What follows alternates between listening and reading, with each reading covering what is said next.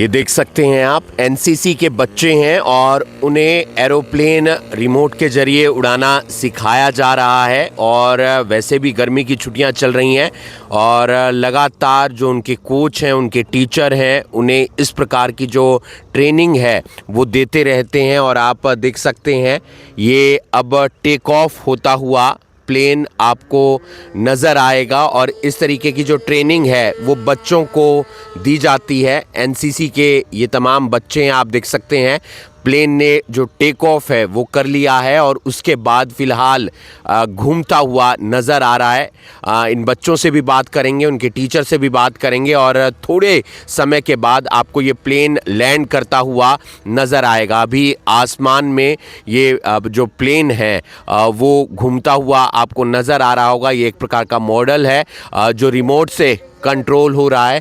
और अब लैंडिंग का भी जो समय है वो आ गया है और अब लैंडिंग होगी इस प्लेन की। और आप देख सकते हैं कमांड मिल रही है और इसी के साथ ये प्लेन अब लैंड होता हुआ नज़र आएगा। एनसीसी के ये तमाम बच्चे आप देख सकते हैं, ये देखिए ये प्लेन लैंड हो चुका है। तो आप देख सकते हैं सेफली जो लैंड हुआ है ये प्लेन।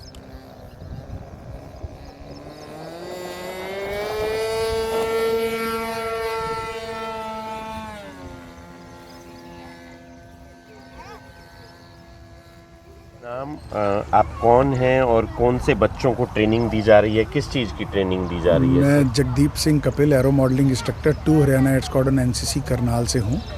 और अभी ये एनसीसी एयर विंग के गवर्नमेंट कॉलेज और दयाल सिंह कॉलेज के कैडेट हैं जिनको ऑल इंडिया वायु सैनिक कैंप की ट्रेनिंग करवाई जा रही है। तो इसके ज़रिए बच्चे क्या कुछ सीखते हैं सर? क्या उड़ाना, मतलब कैसे उड़ा? एनसीसी में बहुत सारी एक्टिविटीज़ होती हैं, जैसे रियल फ्लाइंग होती है जो हमारे commanding officer wing commander Saneen Basheer करवाते हैं। और इसके अलावा फायरिंग होती है, स्कीट शूटिंग होती है, लाइन एरिया होता है और रिटन टेस्ट होते हैं। बहुत सारे सब्जेक्ट्स हैं जिसके ऊपर रिटन में तैयारी करवाई जाती है, उनकी क्लासेस ली जाती हैं और उनके रिटन टेस्ट लिए जाते हैं। तो ये बेसिकली एनसीसी का करिकुलम है जिसके अंदर बी सर्टिफिकेट और सी सर्टिफिकेट की तैयारी करवाई जाती है। अभी बच्चे फ़िलहाल क्या कर रहे हैं? फ़िलहाल ये एरो मॉडलिंग एक एक्टिविटी है एयर फोर्स एनसीसी के अंदर जिसकी प्रिपरेशन कर रहे हैं।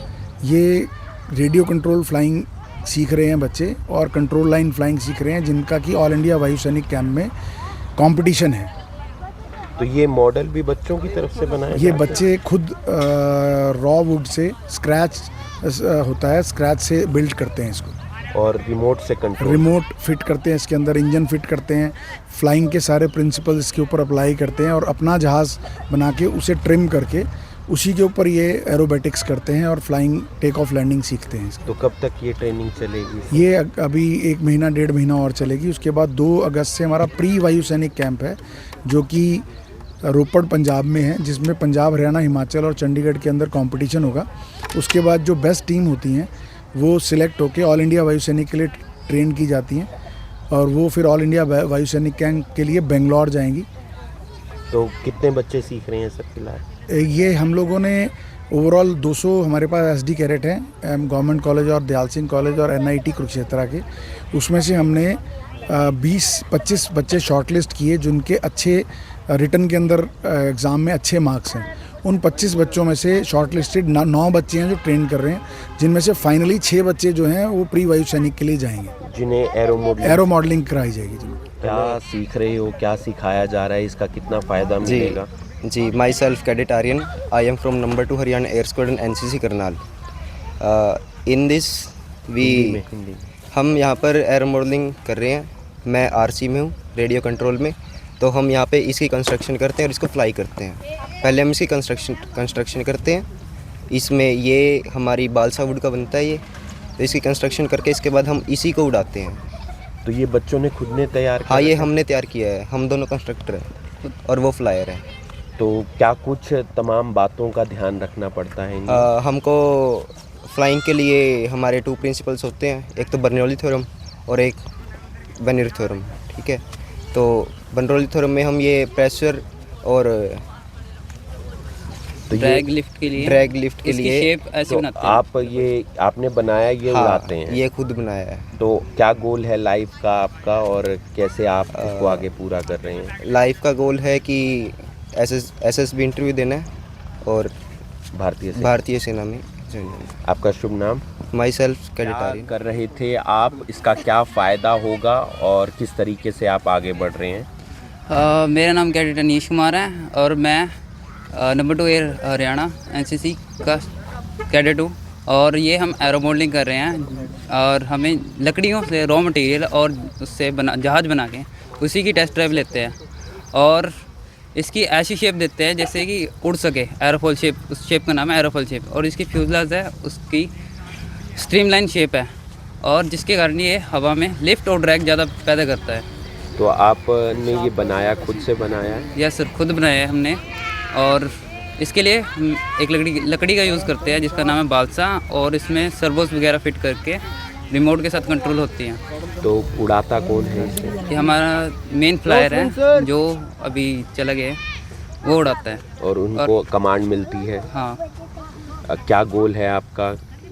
एसएसबी के थ्रू इंडियन एयरफोर्स में ज्वाइन होना है। तो आपने देखा, ये एनसीसी के बच्चे थे जिन्होंने रॉ मटेरियल के जरिए ये प्लेन का एक मॉडल तैयार किया था और जो फ्लायर थे वो इसे उड़ाते हुए नज़र आ रहे थे। शॉर्टलिस्टेड होते हैं बच्चे, पहले रिटन टेस्ट होता है, उसके बाद और तमाम चीज़ें देखी जाती हैं।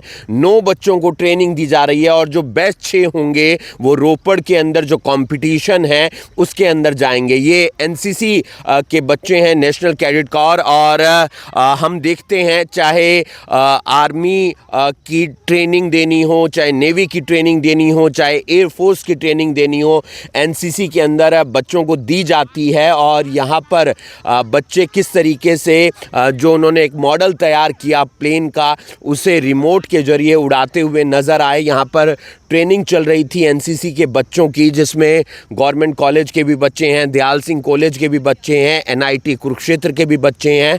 और एनसीसी एक ऐसी विंग होती है कॉलेज के अंदर जिसके ज़रिए आप बहुत कुछ अच्छा सीख सकते हैं, लाइफ के अंदर आगे बढ़ सकते हैं। इन बच्चों का गोल था एसएसबी का टेस्ट देना और भारतीय सेना के लिए जाना, चाहे वो नेवी हो या फिर एयरफोर्स हो या फिर थल सेना हो। और ये एक जज्बा रहता है। आपने देखा प्लेन उन्होंने कैसे मॉडल को उड़ाया और उसके बाद कैसे टेक ऑफ किया और कैसे उसकी लैंडिंग करवाई। इस तरीके से एक पूरी तैयारी रहती है, अलग अलग पार्ट्स होते हैं। उसमें एक पार्ट, एक एक्टिविटी ये भी होती है कि रिमोट के ज़रिए कैसे प्लेन उड़ाया जाए और उसे कैसे कंट्रोल किया जाए। और इस तरीके की एक्टिविटी कई दिनों तक चलेगी और उसके बाद रोपड़ के अंदर जो कंपटीशन है वहाँ पर ये बच्चे हिस्सा लेते हुए नज़र आएंगे।